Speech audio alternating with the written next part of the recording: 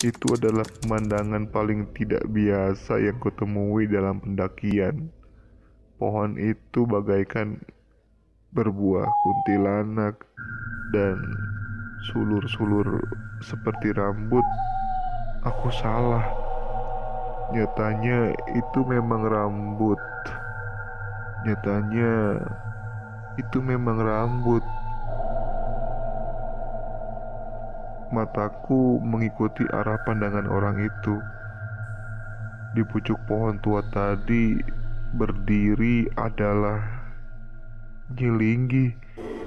Tidak ada angin yang berhembus, tidak juga bunyi-bunyian hutan. Sekitarku seakan membeku. Aura kemarahan kurasakan sangat menekan. Seluruh persendianku kaku. Aku bahkan tak mampu menoleh sama sekali. Mataku terpaku tanpa mampu berkedip melihat Nyilinggi melayang turun ke arahku. Orang itu masih berdiri di tempatnya, tapi kini dia agak mundur dan bergeser menghalangi pandanganku dari Nyilinggi. Aura mistis kurasakan semakin menjadi-jadi. Tubuhku menggigil hebat. Bukan hanya aku, tangan orang itu pun kulihat mulai gemetaran. Aku langsung diserang panik. Bagaimana kalau orang itu memilih kabur dan meninggalkanku dengan kaki yang tak mampu kugerakkan? Aku merinding. Untuk pasrah pun aku tak mampu. Aku tidak ingin mati di tempat ini. Kabut tipis terlihat bergerak turun dari tanjakan terjal di sebelah kananku. Sementara di kiriku entah jalur turun atau jurang. Aku tak mampu lagi mengingat aku ada di mana. Arah itu bagai terputus begitu saja ditelan kegelapan rimbunan pohon dan ranting yang saling menyilang. Sesuatu tergantung terbalik di dahan ranting itu. Kepala dan tangannya terkulai ke bawah. Wajahnya tertutup rambut. Tapi aku merasa matanya menatap lekat ke arahku. Aku bahkan sudah tak mampu lagi untuk bereaksi saat bau pandan tercium semakin kuat. Aku sudah nyaris tidak peduli. Mungkin memang hidupku sudah tidak lama lagi.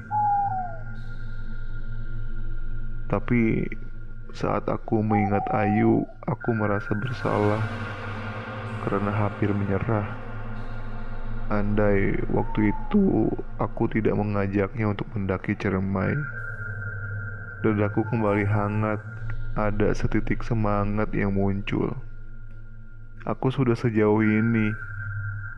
Aku mesti berhasil.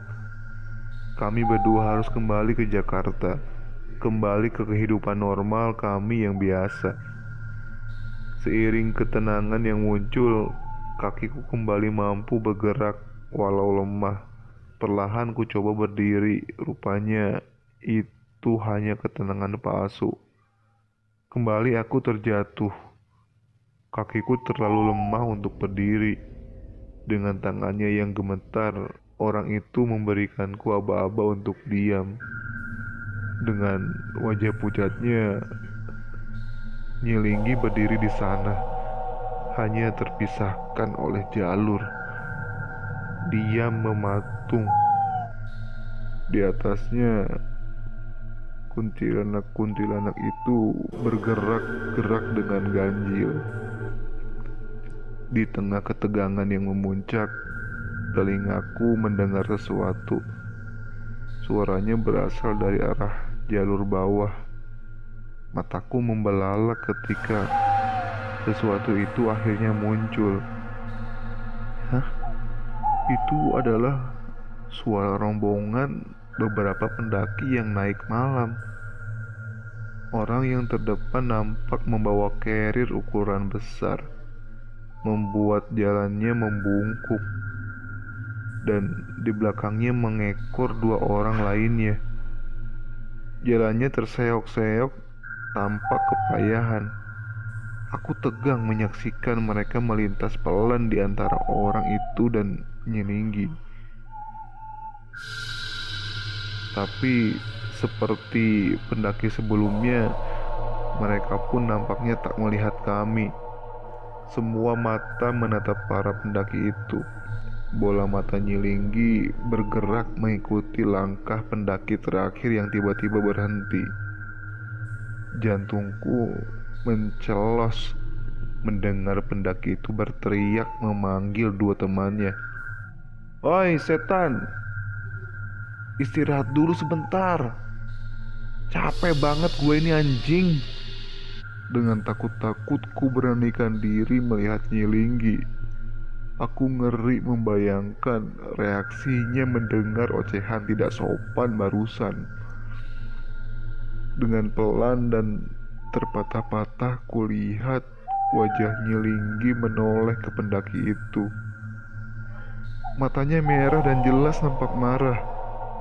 Aku komat kamit berdoa supaya pendaki itu segera pergi. Tapi dia masih diam di sana. Tangannya bertumpu pada trekking pole. Dia kelihatannya sedang mengatur nafasnya yang kembang kempis karena capek. Dua temannya berdiri menunggu di atasnya. Salah seorang berteriak, "Tanggung sedikit lagi. Nanti ngecamp di tanjakan Seruni aja." Seorang yang lainnya menambahkan, "Udah gua bilang kan, lebih enak lewat Palutungan kalau naik itu. Turunnya baru lewat Linggarjati. Lu ngeyel sih kalau dibilangin."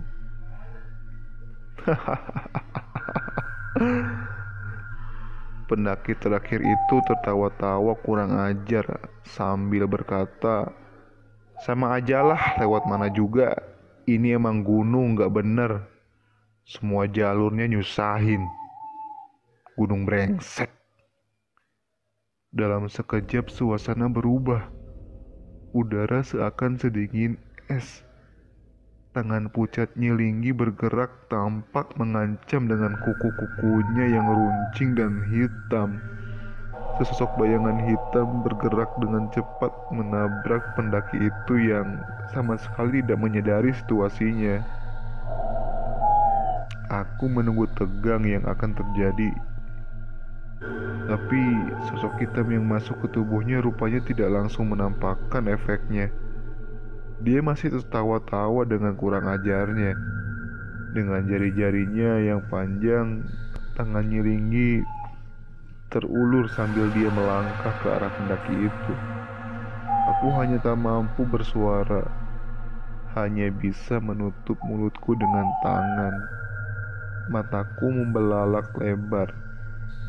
Orang itu yang sejak tadi berdiri di depanku juga bergerak. Kulihat dadanya naik turun dengan cepat.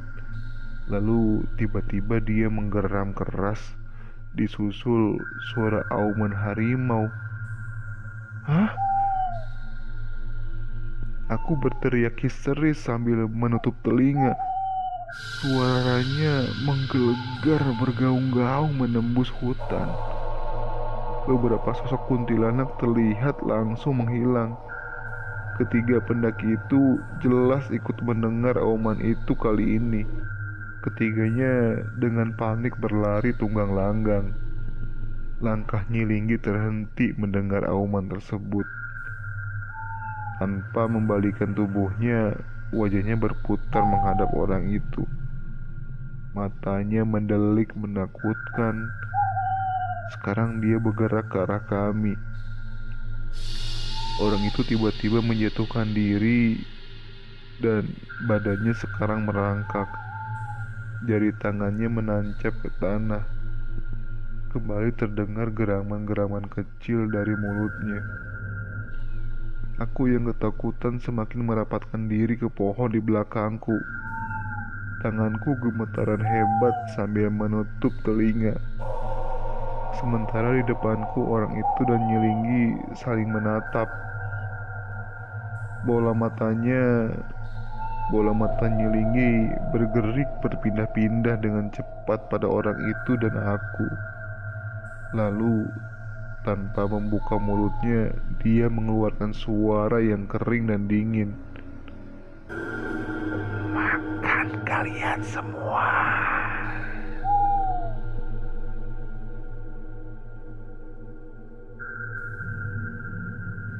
Aku hampir pingsan ketika mendadak sesuatu melintas di sampingku.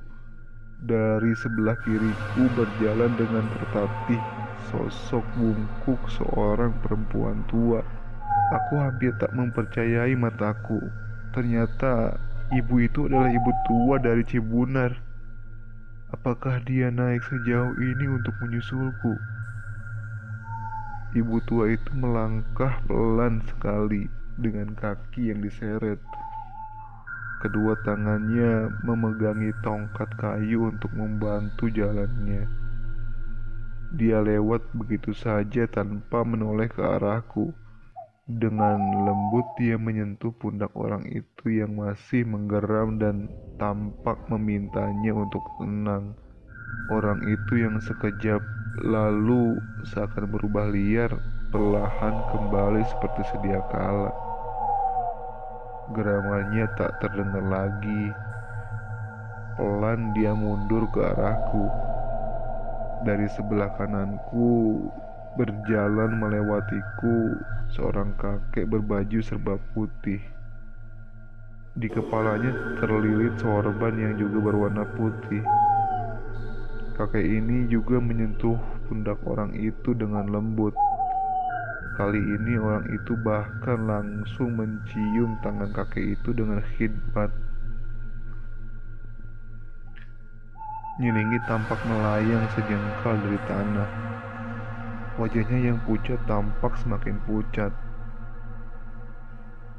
Bola matanya bergerak-gerak liar. Sebuah suara terdengar marah. Kalian. Ibu tua itu menatap Nyilinggi lalu dengan tenang memperhatikan sekeliling. Kakek putih itu sekarang berdiri di samping ibu tua itu. Jubah putihnya tampak bergerak-gerak pelan tertiup angin yang tiba-tiba berhembus pelan. Linggi, ucap si kakek putih lembut. Ada apa ini Linggi? Tanpa membuka mulutnya, Nyilinggi berteriak marah. Jangan ikut campur! Bukan urusan kalian. Matanya melotot, tapi dia bergerak mundur dengan perlahan. Anak-anak ini harus mati.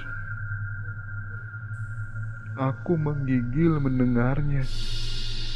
Ancaman itu ditunjukkan untuk aku dan Ayu. Tatapannya menancap dingin ke arahku.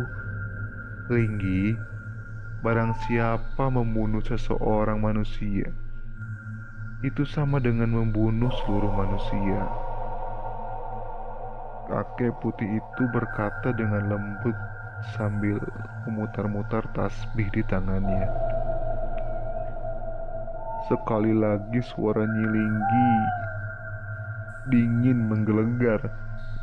Barang siapa membunuh seorang manusia, bukan karena orang itu membuat kerusakan di muka bumi, maka seakan-akan dia telah membunuh manusia seluruhnya.